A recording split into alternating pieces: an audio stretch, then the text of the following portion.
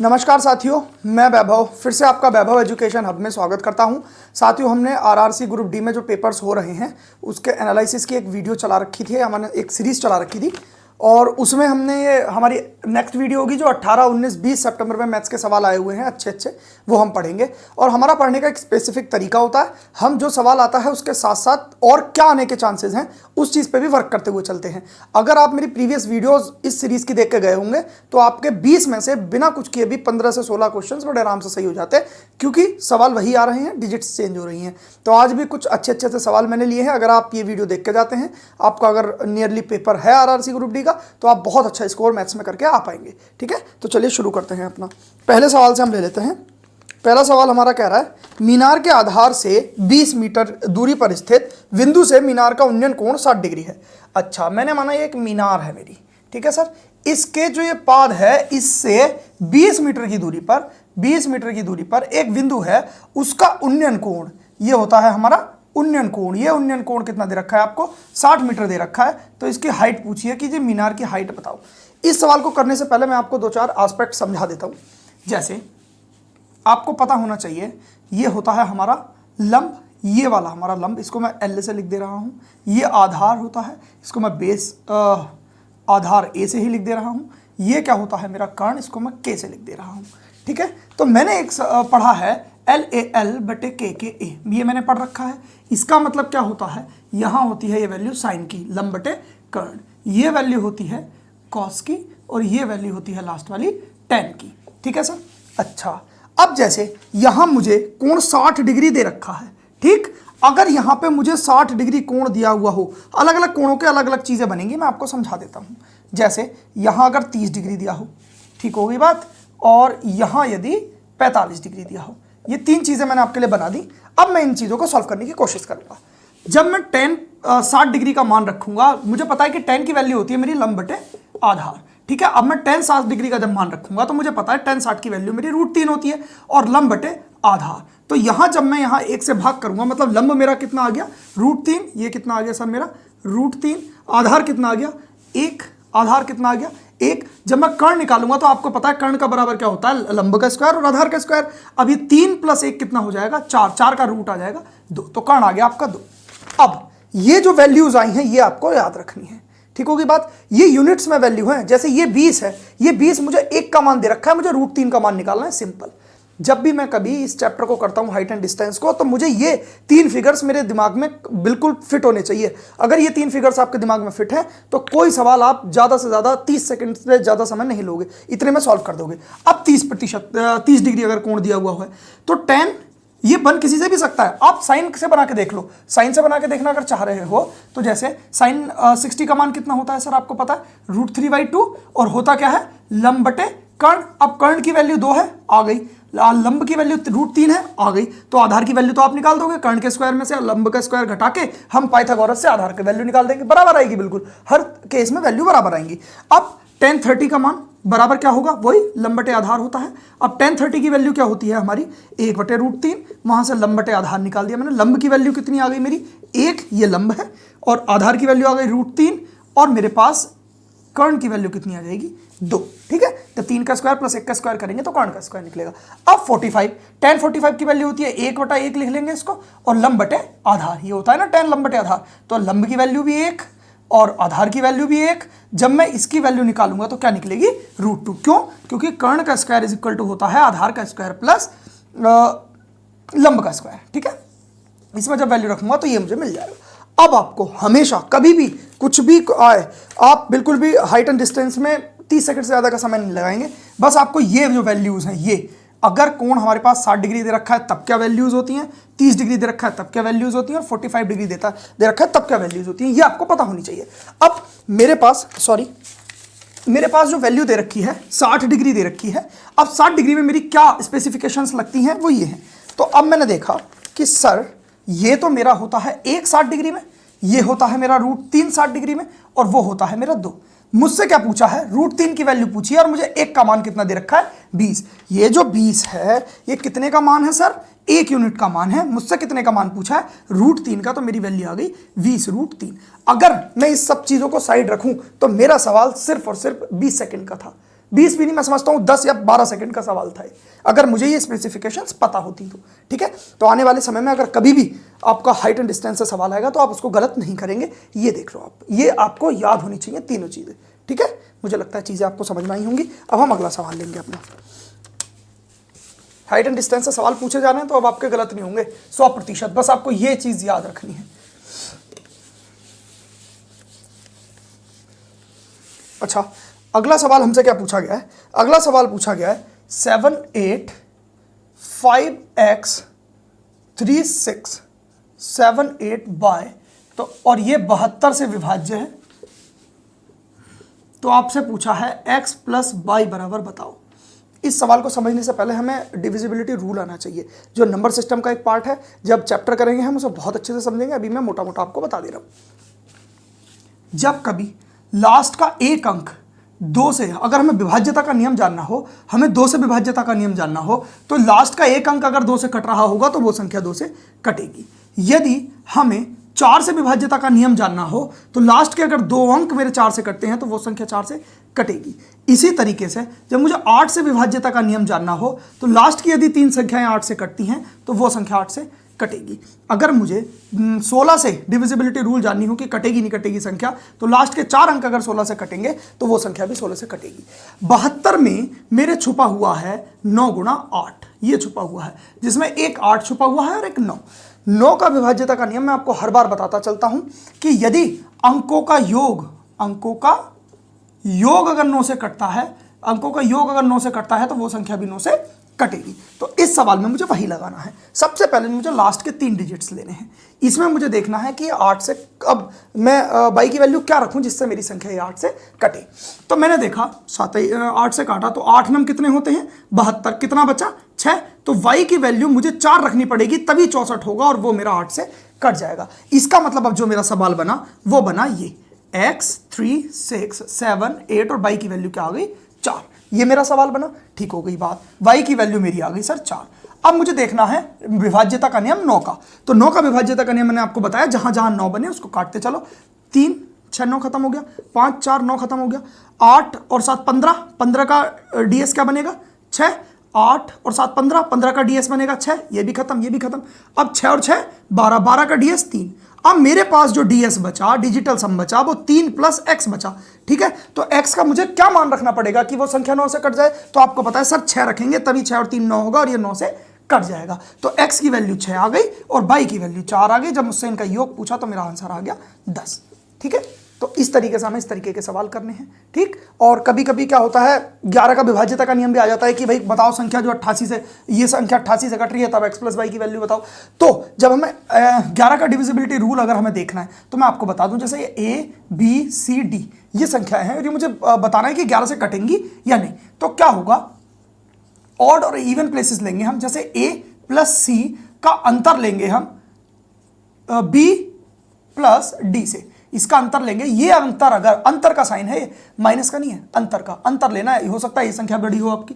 अगर ये 0 या फिर 11 आता है तो वो संख्या किससे कटेगी 11 से कटेगी। मैं आपका एग्जांपल लेकर दिखा देता हूं। जैसे 1331 11 की क्यूब होती है, मैंने इवन और ऑड प्लेसेस लिए। जैसे 1 और 3 कितना हो गया 4, इसका मुझे अंतर लेना है इन वाले प्लेसेस से, 3 और 1 4। तो ये कितना आ गया 0, इसका मतलब ये संख्या 11 से कटती है और है भी कटती भी है क्योंकि ये 11 की क्यूब भी है। ठीक है, तो इस तरीके से हमें ये सवाल करने हैं। तो ये 11 का भी आ जाता है, ये मैंने आपको बता दिया कि ऑड और इवन प्लेसेस लेके हमें चलने होते हैं। अगर उनका अंतर 0 या 11 आ गया तो वो संख्या 11 से कटेगी। ठीक है, अब हम अगला सवाल लेंगे। मुझे लगता है ये सवाल भी आपको बहुत अच्छे से समझ में आ गया होगा। अगला सवाल देखते हैं क्या कह रहा है। अगला सवाल कह रहा है कि एक ट्रेन है जो 160 किलोमीटर प्रति घंटा की गति से चल रही है। 160 किलोमीटर प्रति घंटा मेरी ट्रेन की एक चाल है। एक मिनट रुक जाइए, हम अपना पेन चेंज कर ले रहे हैं। 160 किलोमीटर प्रति घंटा की चाल है और उसकी लंबाई, ट्रेन की जो लंबाई दे रखी है वो आपको दे रखी है 180 मीटर। आपसे पूछा है कि खंबे को कितने समय में पार करेगी। मैंने आपको कितनी बार बताया ये सवाल, लास्ट कितनी सारी वीडियोस में ये सवाल आ चुका है कि जब भी कोई भी ट्रेन किसी आदमी को, किसी खंबे को, किसी पोल को पार करती है तो वो अपनी ही डिस्टेंस को ट्रेवल करती है। तो हमारे पास डिस्टेंस कितनी है, दूरी बटे चाल 160। अब देखो दूरी हमारी मीटर में दे रखी है तो हमें इसे भी मीटर प्रति सेकंड में चेंज करना पड़ेगा। उसके लिए मुझे 5/18 से क्या करनी पड़ेगी, गुणा। मैंने इसके काटा तो ये कट गया 2 से 9 बार कटेगा और ये 2 से कट जाएगा कितनी बार 80 बार, ठीक है। तो ये आ गया। अब यहां पे मैं यही वाली चाल रख दूंगा, 80 गुणा 5 और गुणा के ऊपर पहुंच जाएगा 9, ठीक है। अब खंबे को पार करिए, डिस्टेंस तो ये थी हमारी क्या दूरी, और ये थी चाल। जब मैंने चाल को यहां सॉल्व किया तो ये 9 पहुंच गया ऊपर, ठीक है। अच्छा, 0 से 0 कट गया। अब मैंने काटा 2 बार, ये कट गया 4 बार, ये 9 से आ गया मेरा 81/5 चौक 20, ठीक है। अब इसको अगर आगे सॉल्व करूंगा तो आ जाएगा 4.05, ये मेरा क्या आ जाएगा, इतने सेकंड में मेरी एक ट्रेन किसी खंबे को पार कर देगी, ठीक। अब अगला सवाल देखते हैं। हमारा अगला सवाल पूछा गया है कि L और M का जो रेशियो आपको दे रखा है वो 3:5 दे रखा है, और आपको M और N का रेशियो दे रखा है 2:3। आपसे पूछा है N और L का रेशियो क्या होगा। आप मुझे एक बात बताइए, यहां मेरा M कितना है, 5 है, यहां मेरा N कितना है, 2 है। क्या ये पॉसिबल है? बिल्कुल भी नहीं। ये दो मैम जहां भी होगा तो बराबर ही ना, तो मुझे इसको बराबर करना है। तो इसको बराबर करने के लिए इधर मैंने 5 से गुणा करी सब में, और इधर मैंने 2 से गुणा की। तो L अनुपात नया जो बना M से, वो बना 3 दूनी 6 और 5 दूनी 10, और M अनुपात N यहाँ पे नया मेरा बना 5 दूनी 10 और 5 तिया 15 बन गया। 10 यहां भी बराबर हो गया, 10 यहां भी, अब मेरा बराबर है। अब मैं इसको L M N सबको क्या लिख सकता हूं, 6 10 और N की वैल्यू 15 लिख सकता हूं। मुझे N और L का रेशियो बताना है, तो N मेरा 15 है और L मेरा दे रखा है आपको 6, तो ये आ गया 5:2, ये मेरा आ गया आंसर। अच्छा, इसे और सॉल्व करने का एक और तरीका होता है। ये तो मैंने आपको एक स्पेसिफिकेशंस बता दी कि इस तरीके से होगा। अगर L और M का रेशियो मुझे 3:5 दे रखा है, तो मैं M के नीचे M उतारूंगा और N उतार दूंगा, इन दोनों की चीजें उतार दूंगा। 2 और रेशियो कितना आ गया, 3। अब मुझे क्या करना है, पहले इस 2 की गुणा किस में करनी है, 3 में 3 दूनी 6, फिर इस 2 की गुणा करनी है मुझे 5 में 5 दूनी 10, फिर इस 3 की गुणा करनी है मुझे 5 में 5 तिया 15। मेरा यही आ जाएगा जो यहां पे मेरा आ रहा था, ठीक है। यहां से मैं 15:6 बता दूंगा, आंसर बता दूंगा। मैंने तरीका आपको ये बता दिया, इस तरीके से ये चीजें पूरी चलती हैं, ठीक है। अब अगला सवाल देखेंगे, इजी सा सवाल था ये। रेशियोज के सवाल जो आ रहे हैं वो एक तो इस तरीके के आ रहे हैं, एक आपसे थर्ड प्रोपोर्शन पूछा जाता है, जो कि मैं आपको हमेशा बताता हुआ आया हूं कि अगर ए बी और ये एक्स थर्ड प्रोपोर्शन है तो एक्स की वैल्यू क्या हो जाएगी, b²/a। सॉल्व करा के मैं हमेशा दिखाता हूं आपको। आज हम सिर्फ फॉर्मूले देखेंगे, सॉल्व नहीं करेंगे। अच्छा, ए बी सी और ये अगर x फोर्थ प्रोपोर्शन है, अगर आपसे चतुर्थ समानुपाती पूछा तो क्या हो जाएगा, BC/A, x की वैल्यू। हमेशा आप लास्ट वीडियो उठा के देखेंगे तो मैंने आपको ये भी बताया है कि ये चीजें आती कैसे हैं, ठीक है। तो सवाल आपसे ये पूछा गया था कि 5:8 समानुपात 36:x दे रखा है, तो ये जो x है चतुर्थ समानुपाती, ये बताओ। तो हो जाएगा 5/8 बराबर 36/x। x की वैल्यू यहां से आ जाएगी 36 × 8/5 हो जाएगा, जिसे हम सॉल्व करेंगे तो ये इससे काटेंगे तो आ जाएगा 7.2 और आ जाएगा ये 57.6। मुझे लगता है कोई इसमें आपत्ति नहीं आई होगी, ये सवाल समझ में आ गया होगा। ये याद रखना, इस पे सवाल आ रहा है। अच्छा हाँ, अगर ए और बी अनुपात दे रखे हैं, आपसे मध्य समानुपाती पूछे तो वो क्या आ जाएगा, रूट में ए बी, ठीक है। तो अब आपका सवाल इस चीज से रिलेटेड कोई भी गलत नहीं होगा। अगला सवाल देखेंगे अब हम।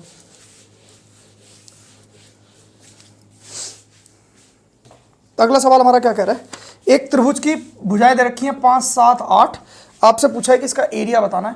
तो अब मैंने आपको अभी जस्ट इससे पहली ही वाली वीडियो में आपको बताया था कि त्रिभुज का एरिया जो निकलता है वो निकलता है S semi parameter, S - A, S - B और S - C, इससे एरिया निकलता है। यह S होता है अर्ध परिमाप, सेमी पैरामीटर अर्ध परिमाप, ठीक है सर।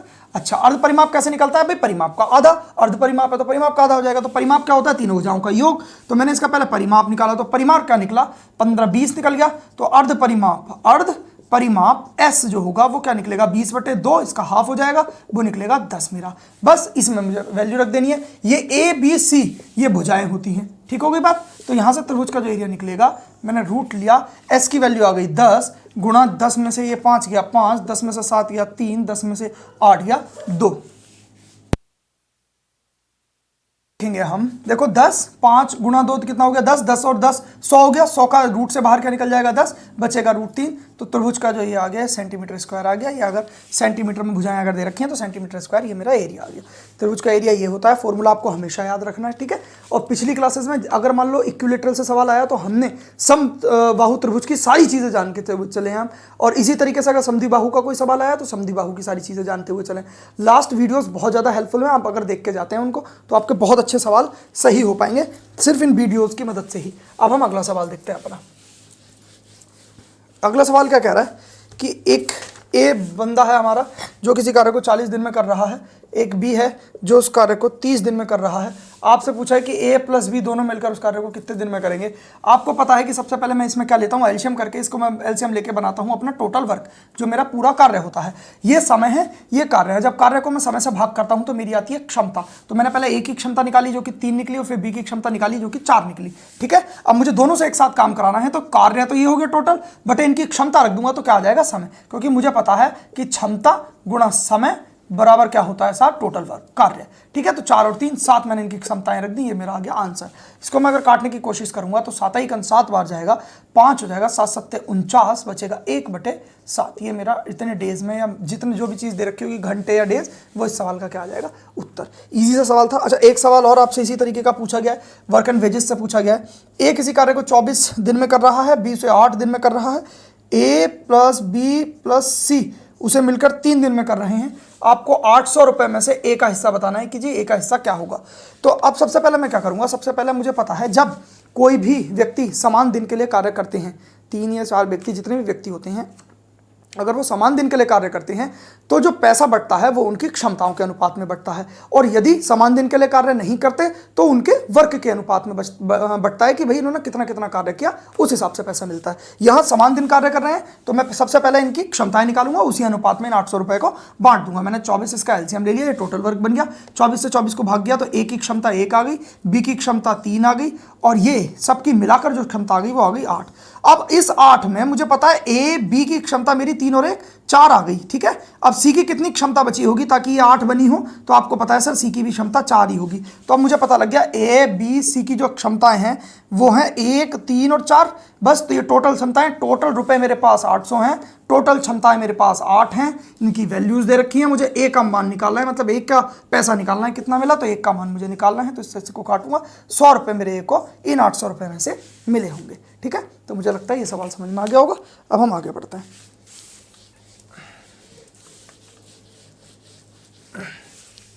अगला सवाल हमारा क्या कह रहा है कि x प्लस 2y और इंटू 2x माइनस बाई, इसकी वैल्यू बतानी है। मैं आपको ऑप्शन देता हूं क्योंकि मैं ऐसे सवालों को ऑप्शन से करता हूं बहुत आसानी से, तो सॉल्व भी करके दिखाऊंगा, लेकिन पहले आप ऑप्शंस देख लीजिए क्या क्या आपको दे रखे हैं।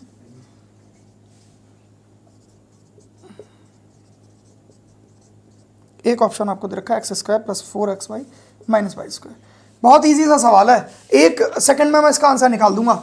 मुझे देखो ये 2y है और यह माइनस के बाई है, जब इसकी गुणा करूंगा तो समवेयर मेरा कहीं ना कहीं माइनस के 2y² जरूर दिखेगा मुझे, और वो मेरा एक ही ऑप्शन है और यही मेरा क्या होगा, आंसर। इतना सा सवाल था ये सिर्फ, लेकिन फिर भी मैं आपको इसको पूरा सॉल्व करके दिखाता हूं। पहले क्या करेंगे, इस x की गुणा इसमें करेंगे, 2x² हो जाएगा, माइनस इस x की गुणा फिर हम इसमें करेंगे, माइनस के xy हो जाएगा, क्योंकि ये माइनस है और ये प्लस है तो प्लस माइनस माइनस होगा। अच्छा, प्लस इसकी गुणा इसमें करेंगे तो 4xy हो जाएगा। अब इस प्लस 2y की माइनस के y में करेंगे तो कितना हो जाएगा, माइनस के 2y²। बस इसको सॉल्व कर लेंगे, 2x² माइनस के 3x बाय, और नहीं सॉरी प्लस के 3xy, इसमें से इसको हटाएंगे और माइनस के 2y², ये मेरा आंसर आ जाएगा, जो कि यही वाला ऑप्शन था। मैंने इसे सिर्फ सेकंडों में निकाल दिया था यहाँ से देख के कि 2y की गुणा जब मैं माइनस y में करूँगा तो माइनस के 2y² जहाँ भी मेरे ऑप्शन में आंसर होगा वो होता, तो मैं इसको 1 सेकंड में सॉल्व कर देता, ठीक है। अब हम अगला सवाल देखते हैं। मुझे लगता है ये सवाल समझ में आ गया होगा, ईजी सा सवाल था।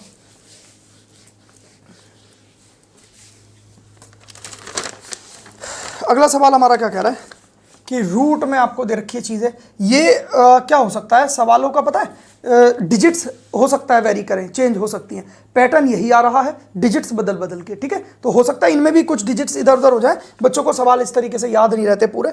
अच्छा, ये सवाल अभी कंफर्म नहीं है, ये क्या दे रखा है, एक्स की वैल्यू निकालनी है, रूट निकालना था, क्या निकालना था समझ में नहीं आया। तो ये पता चला तो मैं आपको इस तरीके से सॉल्व करा दे रहा हूँ। कितना इजी सा सवाल है, ये माइनस है, मुझे पता है ए स्क्वायर माइनस बी स्क्वायर का फॉर्मूला होता है ए माइनस बी इंटू ए प्लस बी या ए माइनस बी, कुछ भी हो सकता है। अब एक इसमें मैंने जब वो वाला फॉर्मूला लगाया तो मुझे रूट के अंदर क्या मिला, x plus 3 plus x minus 3। एक बार तो मैंने जोड़ दिया, x plus 3 minus x plus 3 हो जाएगा। कैसे होगा, जब मैं x प्लस 3 करूंगा माइनस का चिन्ह लगाऊंगा और x माइनस 3 करूंगा तो ये माइनस प्लस क्या हो गया माइनस, और माइनस माइनस क्या हो गया प्लस के 3, और ये x प्लस 3 मेरा था ये यहाँ पे आ गया। ठीक है, अच्छा देखो आप यहाँ से कट गया, बचा क्या 2x, ये रूट में चल रही है कहानी, गुणा में क्या बचेगा, देखो x कट गया, क्या बचा 6 और बराबर दे रखा है 12। मैं दोनों तरफ इसका स्क्वायर कर लूंगा तो मुझे मिलेगा 2x गुणा 6 बराबर 12 का स्क्वायर 144, और 6 दूनी 12 से 12 बार कट ही गया, x की वैल्यू मेरी क्या आ गई 12। इतना इजी सा सवाल था, मुझे लगता है इसमें कोई आपत्ति आपको नहीं हुई होगी। अब ये सवाल कन्फर्म नहीं था, क्या था, बाकी चीज़ें समझ में आ गई होंगी मुझे लग रहा है। अगला सवाल देखते हैं। अगला सवाल क्या है, ए स्क्वायर माइनस 4a प्लस 1 बराबर 0। ठीक है, हमें बताना है ए स्क्वायर प्लस 1 अपॉन ए स्क्वायर की वैल्यू क्या होगी। पेन चेंज कर ले रहे हैं, इसकी वैल्यू मुझे बतानी है। तो बहुत ईजी सा सवाल है, किस तरीके से हम इसको करेंगे देखो मैं बताता हूँ। देखो ए स्क्वायर माइनस ये जो 4a है मैं इसको इधर ले जाऊंगा, ये प्लस के एक यहाँ पे रहने दूंगा, यहाँ बचा 4a। ठीक होगी बात। अब मैंने a से दोनों तरफ क्या कर दी भाग, जब a से यहाँ भाग करूंगा तो a बचेगा, यहाँ से 1 बटा a आ जाएगा, यहाँ से सिर्फ 4 बचेगा क्योंकि a से a कट जाएगा। मैंने दोनों तरफ a से क्या करनी है भाग, तो मुझे इसकी वैल्यू मिल गई। अब मुझसे पूछा गया है ए स्क्वायर प्लस 1 अपॉन ए स्क्वायर की वैल्यू, तो मुझे पता है सर जब मैं ए स्क्वायर प्लस 1 अपॉन ए स्क्वायर की वैल्यू निकालूंगा, मैंने लास्ट क्लास में ये पढ़ा है कि 4 चौक 16 माइनस 2 हो जाएगा 14। इस सवाल का क्या हो जाएगा आंसर आ जाएगा। ठीक है, तो मुझे लगता नहीं कि इसमें कोई आपत्ति होगी, लेकिन फिर भी मैं इस चीज़ को आपको वाइड करके समझाता हूं अभी। लेकिन उससे पहले हम ऑप्शन से इन सवालों को कैसे करना है वो देखते हैं। देखो अगर मुझे ऑप्शन दे रखा होगा कभी भी, जब इस तरीके से आप सवाल कर रहे हो और आपको समझ में नहीं आ रहा हो कि करना कैसे है, तो मैं आपको एक अच्छी सी ट्रिक बताता हूँ। ऑप्शंस में वो ऑप्शन देखना जो किसी स्क्वायर के पास हो। जैसे आपको ये 14 दे रखा होता, आपको पता है 4 चौक 16 होता है। जब भी कभी मैं इस तरीके के सवाल करता हूँ स्क्वायर वाले, तो या तो उसमें +2 होगा या फिर -2 होगा। उसी में मेरा मतलब स्क्वायर में, किसी भी चीज़ के स्क्वायर में या तो +2 होगा या -2 मेरा आंसर आ रहा होगा। जैसे अब 47 है, आपको पता है 49 के +-2 करके क्या क्या आ सकता है, प्लस करके करूंगा तो 51, माइनस करके करूंगा तो 47। तो अगर ये दोनों में से कोई ऑप्शन में हो तो मोस्ट प्रोबेबल चांस है कि यही क्या हो आपका आंसर हो। तो कभी भी ऑप्शन में जब आपको देखना है, अगर तुक्का भी लगाना है, सवाल समझ में नहीं आ रहा, तो आपको उस ऑप्शन के पास जाना है जो किसी स्क्वायर के आसपास हो। जैसे ये 14 था, ये 16 का स्क्वायर, जो 4 का स्क्वायर है 16 उसके पास था, तो ये मेरा आंसर लग जाता। ठीक है, अच्छा हमने एक चीज और पढ़ी थी कि अगर मुझसे a प्लस 1 अपॉन ए अगर दे रखा है आपको, मैं x लेट कर ले रहा हूं और आपसे पूछे ए स्क्वायर प्लस 1 अपॉन ए स्क्वायर की वैल्यू बताओ, तो आपको पता है कि एक्स स्क्वायर -2 होगी। कैसे, मैं इसको खोल के दिखा दे रहा हूं। जब मैं दोनों तरफ का स्क्वायर, वैसे मैं खोल के नहीं दिखा रहा क्योंकि मैं लास्ट वीडियो में ही करा चुका हूं, बहुत लंबी वीडियो हो जाएगी, आप उसको जाके देख लेंगे तो आपको सारी चीजें समझ में आ जाएंगी। मैंने वहां आपको ये भी बता रखा है कि अगर ये ऐसे हो तो ए स्क्वायर प्लस 1 अपॉन ए स्क्वायर की जो वैल्यू निकलेगी वो निकलेगी एक्स स्क्वायर प्लस 2। ठीक है, मैंने एक चीज और आपको बता रखी है खोल के कि ए प्लस 1 अपॉन ए की वैल्यू यदि आपको x दे रखी है और a की क्यूब प्लस 1 अपॉन ए की क्यूब आपसे वैल्यू पूछे तो हो जाएगी x की क्यूब माइनस 3a, वही x की क्यूब माइनस 3x होगी, सॉरी। ठीक है, अच्छा यहीं पे अगर a माइनस 1 अपॉन ए की वैल्यू आपको x दे रखी है तो आपको a की क्यूब माइनस 1 अपॉन ए की क्यूब जो होगी वो होगी x की क्यूब प्लस के 3x। ये चीजें आपको क्या रखनी है याद, ये हमने लास्ट में भी देख ली थी, अब भी हम इनको याद रखेंगे।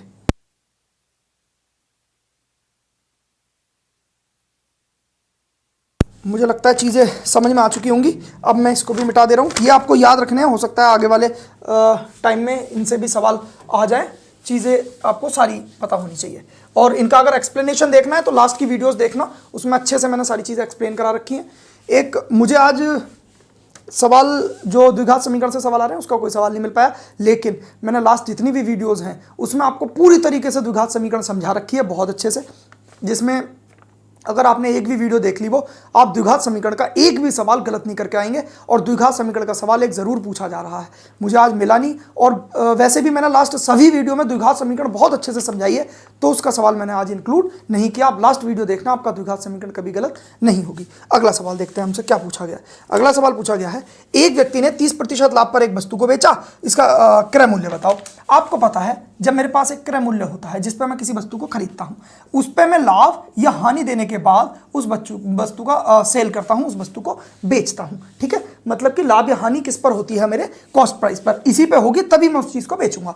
मैंने क्या किया, मैंने माना कि भाई मेरा जो कॉस्ट प्राइस था वो 100 रुपये था, 100 रुपये था, उस पर मुझे क्या मिला, इन्होंने कहा है 30% का लाभ मिला। जब मेरा 30% का लाभ मिला होगा 100 रुपये की वस्तु पर, तो मैंने वास्तविक कितने में की बेची होगी, 130 रुपये की। मुझसे कॉस्ट प्राइस की वैल्यू पूछी है और मुझे सेलिंग प्राइस दे रखा है 1300 रुपये, जो मेरा वैल्यू कितनी होगी 130 की। मुझे वैल्यू बतानी है 100 की, क्योंकि मुझे कॉस्ट प्राइस का मान बताना है, क्रय मूल्य। तो ये ओवरऑल कट के मेरा कितना आंसर आ जाएगा, 1000। बहुत ईजी सा सवाल था, बेसिक सा सवाल था, बन गया होगा आपसे बहुत आराम से। अच्छा सर, अगला सवाल देखते हैं। अगला सवाल भी बहुत ईजी सा है, प्रतिशतता का सवाल है।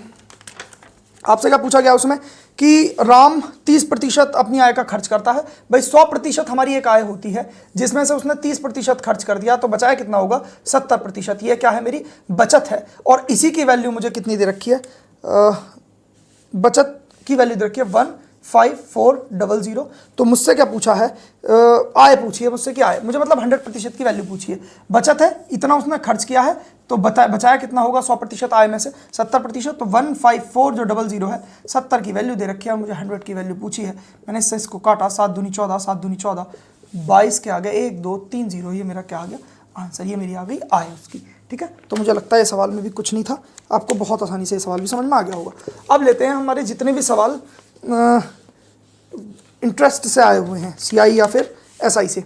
अच्छा, पहला सवाल आपसे पूछा गया है कि आपको प्रिंसिपल दे रखा है, मूलधन दे रखा है आपको 16000, रेट दे रखी है 5% की, आपसे टाइम आपको 3 साल का दे रखा है, आपसे सीआई पूछा है क्या होगा। तो इस तरीके के सवाल मैं आपको पहले भी समझा चुका हूँ, बहुत आसान होते हैं। हम रेट से खेलना पसंद करते हैं इसमें।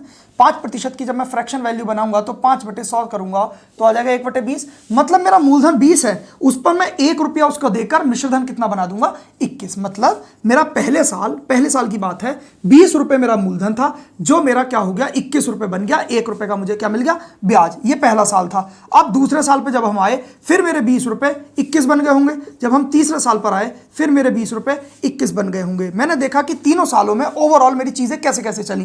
तो आपने देखा कि 8000 रुपए मैंने सबको गुणा कर लिया, मेरे 9261 रुपए बन गए। मुझे 21 का स्क्वायर 21 का क्यूब पता है, आपको भी 25 तक के क्यूब कम से कम याद होने चाहिए और 30 तक के स्क्वायर कम से कम याद होने चाहिए। तो 21 की क्यूब होती है इतनी। ये तो मेरा मिश्रधन है, ये मेरा मूलधन है, मुझे ब्याज बताना है। तो अब जब मिश्रधन में से मैं मूलधन घटा देता हूं तो मेरा क्या आता है, ब्याज, जो कि यहां पे दे रखा है 1261। अच्छा, मुझे मूलधन का मान दे रखा है, मेरे हिसाब से मूलधन 8000 है, इन बुक के हिसाब से, जो सवाल के हिसाब से वो दे रखा है 16000। तो जो 16000 है वो मेरा कितने का मान है, 8000 का। और मुझसे पूछा क्या है, ब्याज का मान, और ब्याज मेरे हिसाब से है 1261 का मुझसे मान पूछा है। ये इससे 2 बार कट गया, ये हो गया 12 दूनी 2400 और 61 दूनी हो गया 122, मेरी वैल्यू आ गई 2522। मुझे लगता है बहुत ईजी सा सवाल था, आपको बहुत अच्छे से समझ में आ गया होगा। अब हम आगे बढ़ते हैं। अगला सवाल ब्याज का क्या पूछा गया है। अगला सवाल ब्याज का बहुत इजी सा सवाल था, जिसमें आपको प्रिंसिपल दे रखा है 20,000 रुपये, आपको रेट दे रखी है 5% और आपसे टाइम दे रखा है आपको 5 साल का, और आपसे पूछा है सर एसआई क्या है। तो एसआई का तो फॉर्मूला मुझे पता ही होता है, PRT/100 होता है, जिसमें P प्रिंसिपल होता है, R रेट होती है, T समय होता है। प्रिंसिपल मुझे 20,000 रुपये दे रखा है और रेट 5%, साल भी 5 दे रखा है, 5 ईयर्स, और बटे 100 हो जाएगा। अच्छा, इसको मैंने काट दिया, 5 5 25 दूनी 50 के आगे 1 2, ये 2 0, 50 के आगे, बस ये आपको क्या आ गया, ब्याज आ गया। मुझे लगता है इजी सा सवाल था, बहुत आसानी से समझ में आ गया होगा। अब हम अगला सवाल लेते हैं। एक सीआई से सवाल आया, एक एसआई से, और एक आया इन दोनों के मिक्सचर से, दोनों को मिक्स करके। वो क्या पूछा गया है वो हम देख ले रहे हैं। वो सवाल है कि 2 साल दे रखा है आपको टाइम, ये टाइम दे रखा है आपको, रेट आपको 10% दे रखी है, एसआई किसी चीज़ का आपको ये दे रखा है सर 2000 रुपये। तो आपसे पूछा है कि सीआई और एसआई का अंतर क्या होगा, आपसे ये पूछा है। आप देखो कितना, ये सवाल बहुत ही ज़्यादा इजी है, लेकिन क्या होगा, हम क्या करेंगे, सबसे पहले एसआई का फॉर्मूला लगाएंगे, पहले हम मूलधन निकालेंगे, मूलधन निकालने के बाद फिर सीआई निकालेंगे, सीआई निकालने के बाद इनका अंतर बताएंगे। हम ऐसा बिल्कुल भी नहीं करेंगे, हम सीधा सीधा इस सवाल को रेट के हिसाब से उठाते हुए चलेंगे। भाई समझने की कोशिश करते हैं हम। जब हमें 2 साल का ब्याज चाहिए। जो एसआई होता है उस पे ब्याज के ऊपर ब्याज नहीं लगता, हर वर्ष ब्याज सेम रहता है। लेकिन जो सीआई होता है उस पे ब्याज के ऊपर भी ब्याज लगता है, तो हर साल सेम नहीं रहता। हम रेट, इफेक्टिव रेट पे काम करते हैं। भाई मेरा, मुझे पता है जब 1 साल का ब्याज 10% है तो 2 साल का कितना हो जाएगा, 20%। एसआई, अब मुझे सीआई देखना है। सीआई ब्याज के ऊपर ब्याज लगता है, तो इसकी इफेक्टिव रेट निकालनी पड़ेगी, जो निकलेगी 10 + 10 + 10 × 10/100 से। ठीक होगी बात? या आप इस तरीके से कर लो, भाई 10 से कोई चीज मेरी 11 होगी, 10% की फ्रैक्शन निकालो ना पहले, तो 1/10 हो जाएगी, क्योंकि 10/100 कितना हो जाएगा, 1/10। ठीक, तो मतलब कोई मेरा मूलधन 10 था जो कि बढ़कर क्या हो गया, 11। अगले साल 10 से वो क्या हो गया होगा, 11। मतलब कि 2 सालों में मेरा मूलधन जो 100 था वो मिश्र धन उसका 121 हो गया। मुझे ब्याज कितना मिला, 21। तो इस तरीके से, इससे भी अगर हम करेंगे तो भी मेरा क्या आ जाएगा, ब्याज 21 आ जाएगा। ठीक है, अगर मैं सीआई से एसआई से ले रहा था, मतलब कि सिंपल इंटरेस्ट ले रहा था, मुझे ब्याज 20% मिल रहा था। और जब मैं उसको 2 साल का सीआई ले रहा था तो मुझे ब्याज कितना मिल रहा था, 21% मिल रहा था। यहां से समझ सकते हो आप, या यहां से समझ सकते हो। तो अंतर कितना मिला आपको, 1% का। ठीक है, अब मुझे दे रखा है 2000 एसआई की वैल्यू, जो मेरी कितने की वैल्यू है, 20% की। मतलब जो 2000 मुझे मान दे रखा है वो 20% का दे रखा है। मुझसे पूछा है कि इनका अंतर क्या होगा 2 साल का, तो वो होगा 1%। मतलब 1 की वैल्यू मुझसे पूछी है। 100 रुपये इस सवाल का क्या आ जाएगा, आंसर। मुझे नहीं लगता आपको इस सवाल में कोई आपत्ति आई होगी। बस हमें इफेक्टिव रेट से खेलना आना चाहिए सवाल में, और सवाल आपके बहुत आसानी से बन जाएंगे। ठीक है, अब हम आगे बढ़ते हैं,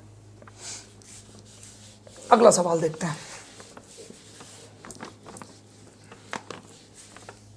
अगला सवाल आपसे क्या पूछा गया है, आपसे पूछी थी अभाज्य संख्या, और ऑप्शंस दे रखे थे कि कौन सी इसमें से अभाज्य संख्या है। तो आपको पता होना चाहिए अभाज्य संख्या वो होती है जिसका HCF क्या होता है, 1। मतलब HCF क्या, या तो वो स्वयं से कटे या 1 से कटे, दैट्स इट। उससे ज्यादा, उसी संख्या को हम क्या बोलेंगे, अभाज्य संख्या। सबसे छोटी अभाज्य संख्या हमारी 2 होती है, और एकमात्र ऐसी संख्या है जो कि सम है और अभाज्य है। ठीक है, तो वो 2 है। अच्छा, अगला सवाल क्या दे रखा है आपको, कि राम 20 मिनट लेट हो जाता है अपने ऑफिस जाने के लिए। फिर उसने क्या कहा, अपनी स्पीड को 60 किलोमीटर प्रति घंटा से 72 किलोमीटर प्रति घंटा कर दिया। अब मुझे ये बताइए कि, और वो ऑफिस समय पर पहुंच गया। तो मुझसे पूछा है कि डिस्टेंस क्या है उसके घर से ऑफिस की। तो कितना इजी सा सवाल है, आप समझने की कोशिश करो। 20 मिनट लेट हुआ है वो, तब उसने अपनी स्पीड को बढ़ा दिया। मैंने आपको एक चीज समझा रखी है कि जो चाल होती है वो हमेशा समय के क्या होती है, व्युत्क्रमानुपाती। समय के व्युत्क्रमानुपाती, मतलब अगर चाल ज्यादा होगी तो समय कम लगेगा, और समय ज्यादा लगेगा तो चाल क्या होगी, कम होगी। तो मैं इसके रेशियो पे वर्क करता हूं। मैंने इसको कैंसिल आउट कर लिया, मैंने इसको कैंसिल किया तो मुझे वो मिला 12 × 5 = 60 और 12 × 6 = 72। ये रेशियो मिला मुझे चाल का। तो चाल का रेशियो समय के रेशियो के जस्ट उल्टा होता है, तो समय का रेशियो मेरा आ जाएगा 6:5। मतलब ये जो एक अंतर है ना, एक का, ये पहले से बाद का जो अंतर है, पहले वो 6 घंटे ले रहा था जब 60 की चाल से चल रहा था, या 6 यूनिट टाइम ले रहा था, और जब 72 किलोमीटर प्रति घंटा चल रहा था तो 5 यूनिट ले रहा था। 1 यूनिट का मान मुझे क्या दे रखा है, 20 मिनट, क्योंकि वो 20 मिनट लेट हुआ है। तो मैं 6 का मान अगर निकालने की कोशिश करूंगा तो दोनों तरफ 6 से, 6 का मान हो जाएगा 120 मिनट, क्योंकि देखो मिनट दे रखा है मुझे। 120 मिनट का मतलब क्या होता है, 2 घंटे। यदि वो 60 किलोमीटर प्रति घंटा की चाल से चलता तो उसे पहुंचने में कितना समय लगता, 2 घंटे। तो डिस्टेंस बराबर क्या होता है, चाल गुणा समय। चाल 60 की और 2 घंटे का समय, मेरी दूरी आ गई 120 किलोमीटर। अच्छा, अगर आप इस तरीके से नहीं और इस तरीके से सवाल को करने की कोशिश करते तो आप एक काम कर लो, आप 5 का मान निकाल लो। 5 का मान निकालने के लिए दोनों तरफ 5 से गुणा, 5 की वैल्यू आ गई 100 मिनट। 100 मिनट आ गया। अच्छा, ये मेरे पास इस चाल से अगर चलेगा तो 100 मिनट में पहुंचेगा। तो भाई 72 किलोमीटर प्रति घंटा है और मेरे पास 100 मिनट है। मिनट को मैंने घंटे में चेंज करने के लिए 60 से क्या कर लिया, गुणा। इससे इसको काटा, ये 12 से कट गया, कितनी आ गई मेरी, 120 किलोमीटर। किधर से भी निकाल लो सेम निकलेगा। ठीक है, तो जिस चाल से उसी का समय, जिस चाल से चलेगा उसी का समय रखना है। ठीक, तो मुझे लगता है ये सवाल भी आपको बहुत आसानी से समझ में आ गया होगा। अब आगे बढ़ लेते हैं हम।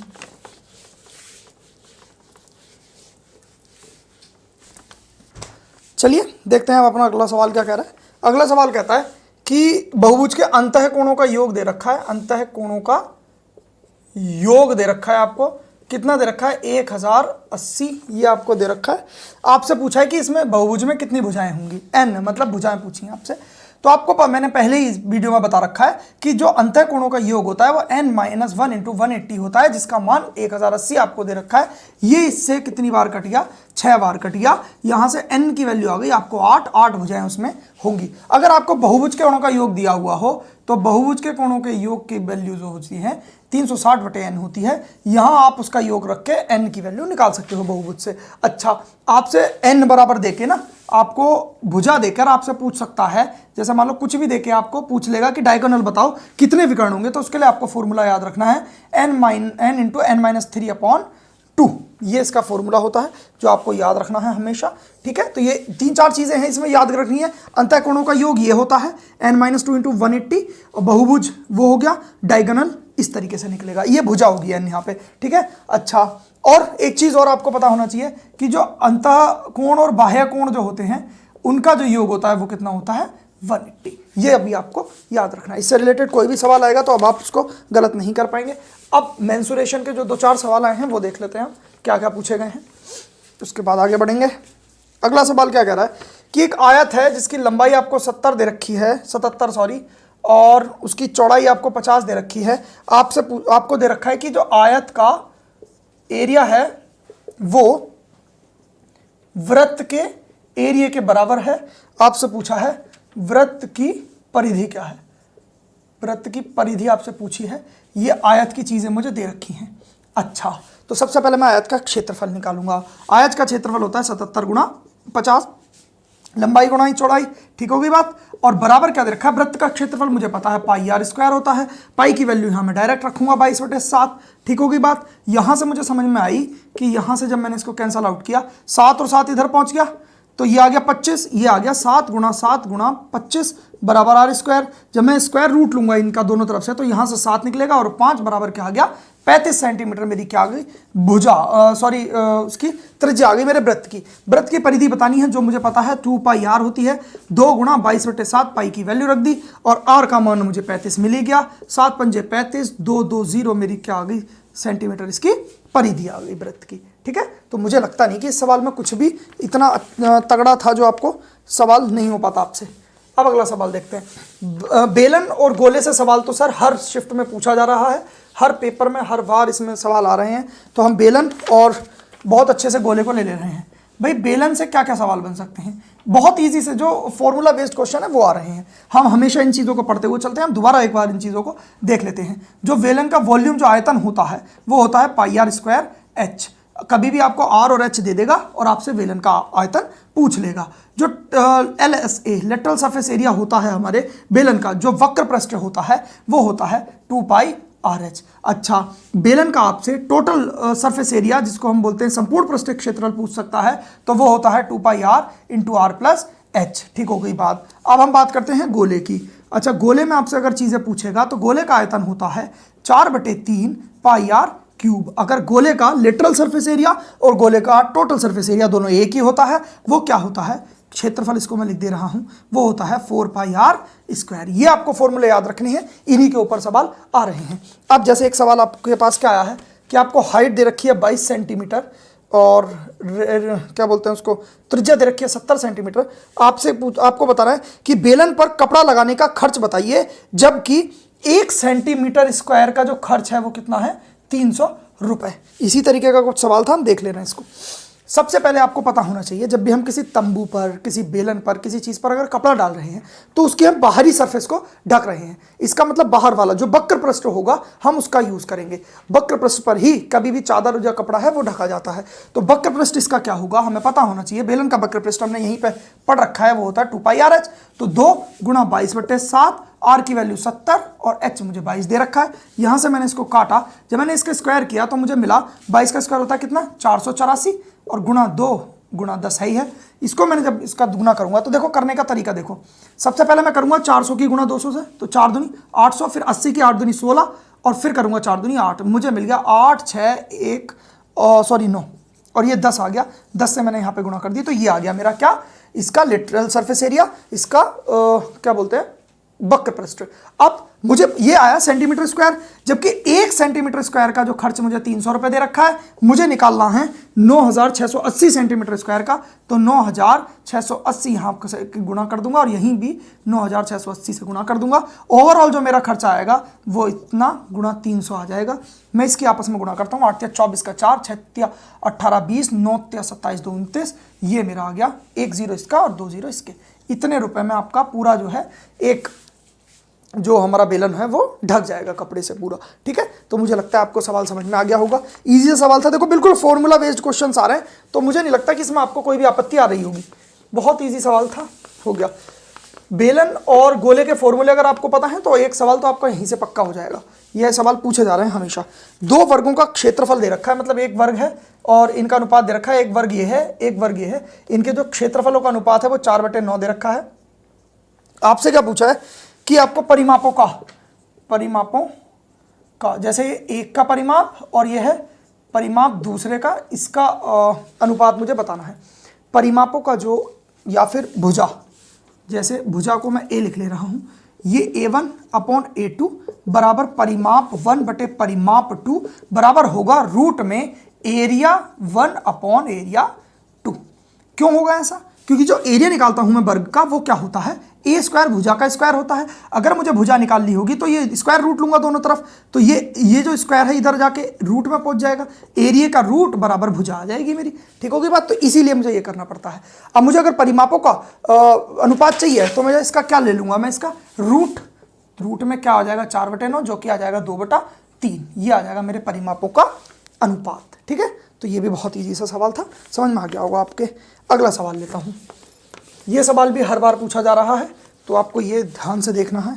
एक सवाल है ये 0.87 के ऊपर बार वाला कॉन्सेप्ट मैं आपको कितनी बार बता चुका हूँ। लास्ट वीडियो में बहुत वाइड करके मैंने चीज़ों का समझाया था। मैं एक बार यहाँ पे आज शॉर्टली एक बार और आपको रिवाइज करा देता हूँ। अगर पॉइंट ए के ऊपर बार है तो जितने के ऊपर बार उतने नीचे 9। अगर मैं यहाँ ए बी सी के ऊपर बार कर देता हूँ तो यहाँ पे क्या लूंगा मैं 3 9। ठीक है, अच्छा अगर ए बी के ऊपर सिर्फ बार है तो मैं क्या करता हूं, पहले ए बी पूरा लिखूंगा, जिसके ऊपर बार नहीं है उसको मैं माइनस कर दूंगा, और जितने के ऊपर बार है सिर्फ 9 उतने लिखने हैं, बाकी को 0 बना देना है। अच्छा अगर A V C B C के ऊपर बार हो तो आप क्या करेंगे, ए बी सी पूरा लिखेंगे, जिसके ऊपर बार नहीं है उसको घटा देंगे, और बटे जितने के ऊपर बार है उतनों को 9 बना देंगे, बाकी को 0। इस तरीके से करेंगे। होता कैसे है ये लास्ट वीडियो में मैंने आपको सारा पूरा अच्छे से एक्सप्लेन किया है। तो अब हम अपना सवाल सॉल्व करेंगे। तो अब इसमें जिस तरीके से दे रखा है, जैसे 87 ये हो गया, माइनस में जिसके ऊपर बार नहीं है मैं उसको घटा दूंगा, जितने के ऊपर बार है वो 9 बाकी 0, बस। तो इसके उसको घटाऊंगा 79/90 आ जाएगा, जो कि अगर मैं सॉल्व करना चाहूँ या करूँ बस इतना ही हो सकता है। वो ऑप्शंस के ऊपर डिपेंड करेगा क्या आंसर आपको दे रखा है। ये इस तरीके का कोई सवाल था, आपको इस तरीके से करना है। ठीक है, और ये सारी चीज़ें आपको याद होनी चाहिए, पता होना चाहिए, ताकि जो भी सवाल इससे रिलेटेड आए वो आप कर पाएँ। और ये सवाल मैंने बहुत अच्छे से एक्सप्लेन किया है लास्ट वीडियो में, उसको आप जरूर देख के जाएँ। सिंप्लीफिकेशन के सवाल अप्रॉक्सीमेशन वाले आ रहे हैं, जो आप देख के घबरा जाते हैं, घबराना नहीं है। जैसे एक सवाल आपसे ये पूछा गया है 55.95 भागा 7.09 गुणा 5 प्लस 33.89 भाग 17.05 क्रॉस आउट बाई 2.99। ये बहुत इजी सा सवाल था। आपको क्या करना है, अप्रॉक्सीमेशन लगाना है। अप्रॉक्सीमेशन कैसे, लगभग में मान बताना है और लगभग ही हमें लगाना है। 55.95 को अगर मैं 56 लिख लूँ तो मुझे लगता नहीं है कि वो आपत्ति होगी। इसमें इस चीज़ के साथ साथ आपसे बोर्ड मास की भी जानकारी मांगी जा रही है। बोर्ड मास पहले डिवाइड करेंगे, फिर मल्टीप्लाई, उसके बाद एडिशन, उसके बाद सब्ट्रैक्शन। तो सबसे पहले हमें क्या करना होता है, भाग। तो मैंने देखो 7.09 को मैं 7 लिख लूंगा, इसको 5। मैं हर बार ऐसा सवाल आपको कराता हुआ आ रहा हूं। अगर आप लास्ट वीडियोस फॉलो कर रहे होंगे तो आप बहुत अच्छे से इस सवाल को भी करके आ रहे होंगे। 33.89 को मैंने 34 लिख लिया, 17.05 को मैंने लिख लिया 17, और गुणा में क्या आ गया मेरा 3, ये 2.99 को मैंने 3 लिख लिया। 7 8 56, 8 5 कितना हो गया 40, प्लस 17 दूनी 34 और 3 दूनी 6, 46। इस सवाल का क्या आ गया होगा आपका आंसर। मुझे नहीं लगता इस सवाल को आपने गलत किया होगा। और एक सवाल और है आपका जो एज से पूछा गया है, वो क्या है देख लेते हैं। एक पिता की आयु अपने पुत्र की आयु से 4 गुना है। मतलब जो मेरा पुत्र है और जो मेरा पिता है उनकी आयु का जो वर्तमान रेशियो आपको दे रखा है वो आपको क्या सिनारियो दे रखा है कि पुत्र की अगर आयु 1 है, अगर मैं इसको x लेट कर लूँ क्योंकि 1 में कन्फ्यूजन हो जाएगा आपको, तो ये हो जाएगी 4x, इससे 4 गुना हो जाएगी। ठीक हो गई बात। अच्छा, आपसे कहा कि 10 वर्ष बाद पिता की आयु पुत्र की आयु का 2.5 गुना हो जाएगी। पहले तो मैं 10 वर्ष बाद लेके जाऊंगा इसको, कि 10 वर्ष बाद कैसे लेके जाऊंगा कि 4x प्लस 10 हो जाएगा, इसकी भी भुजा मतलब सॉरी इसकी भी आय, और इसकी भी आयु कितनी हो गई होगी x प्लस 10। ये अब मेरे पास 10 वर्ष बाद का सिनारियो है। लेकिन अब सवाल में मुझसे क्या कहा गया है कि इस समय जो पिता की आयु है पुत्र की आयु का 2.5 गुना है, बस 2.5 गुना कर दो, सिंपल सा सवाल है। अब मुझे क्या करना होता है, पेन नहीं उठाना होता, मेरे पास इतना समय नहीं होता, मैं बहुत आसानी से करूंगा। 2.5 की जब मैं x से गुना करूंगा और ये प्लस क्या होगा, इधर जाके माइनस होगा, तो 4x में से 2.5x घटेगा तो 1.5x आ जाएगा। ठीक हो गई बात। जब 2.5 की गुना में 10 में करूंगा हो गया 25, 10 इधर प्लस का उधर जाके माइनस का, कितना बचेगा 15। x की वैल्यू यहां से मेरी क्या आ जाएगी, दशमलव यहां 0, 10 यहां से मेरी x की वैल्यू आ गई। मुझसे पूछी है पुत्र की वर्तमान आयु जो कि मेरी x है, आंसर आ जाएगा इस सवाल का 10। ठीक है, मुझे लगता है आज के सवाल आपको बहुत अच्छे से समझ में आए होंगे। अब हम सीरीज इसी तरीके से 2-2, 3-3 दिन की मिक्स करके लेके आ रहे हैं। क्यों? क्योंकि क्या होता है, जो भी सवाल हैं डिजिट बदल के वही आ रहे हैं, तो बार बार वही कॉन्सेप्ट बताने का कोई मतलब नहीं है। यदि आप वीडियोस देख के जा रहे हैं, ये वाली जितनी भी मैंने ग्रुप डी की वीडियोस करा दी, तो आप कोई भी सवाल गलत करके नहीं आएंगे। ठीक हो गई बात। बाकी आपको अगर वीडियो में कोई भी गलती लगी हो, कोई भी कमी लगी हो, तो आप कमेंट बॉक्स में लिख सकते हैं। और क्वेरी के लिए इंस्टाग्राम मेरा लिंक डिस्क्रिप्शन में दे रखा है इंस्टाग्राम का, आप वहाँ मुझे डीएम कर सकते हैं। बाकी डिजिटल सम और जो प्रीवियस वीडियोस हैं पेट के लिए भी हमने चला रखा है अलग से। बाकी और भी चैप्टर्स हमने पढ़े हैं, ये सब किस तरीके से तैयारी करें उसकी स्ट्रैटेजी वीडियोस, ये सब चैनल पे पड़ा हुआ है, आप उसको विजिट कर सकते हैं। बाकी आपका बहुत बहुत धन्यवाद।